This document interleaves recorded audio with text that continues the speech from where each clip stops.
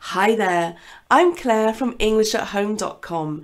In today's grammar video, I want to look at 3 very common English nouns that cause a lot of confusion. Now, these 3 nouns are all uncountable nouns. But before we get started, if you're new here, welcome! You can get an English video every week to help you with your English speaking, vocabulary, pronunciation and grammar. All you need to do is hit that subscribe button to subscribe to my YouTube channel. So these 3 nouns that cause so much confusion are money, advice and information.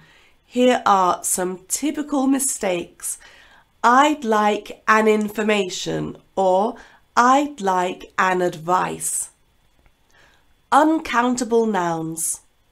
So in English, nouns can be countable, like book, 1 book, 2 books. Or nouns can be uncountable, money, advice and information.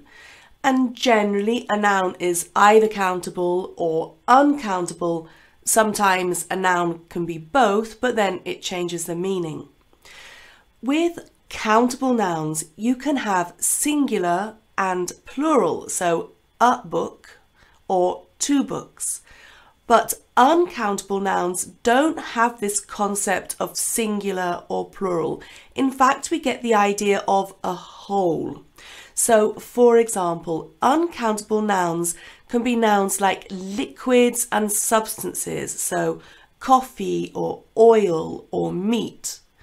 And uncountable nouns are also concept nouns, like the concept of money or information or advice. One information, one advice. In other languages, you can say an information or an advice to talk about one information, one advice. But in English, because these nouns are uncountable, you can't put the indefinite article a or an before them. Remember, we don't have the idea of singular, we have the idea of whole. So you can't say I'd like an information. But what you can do is to put before a piece of or some. So for example, he gave me a piece of advice, or I'd like some information, or he gave her some money. Okay, so a piece of advice, some information, some money will give you the idea of just one part. So, if you would like more free English, please click this link and you can join my email group. Each week I'll send you my best tips for learning English, so English grammar, English speaking and English vocabulary. Thanks for watching. Bye.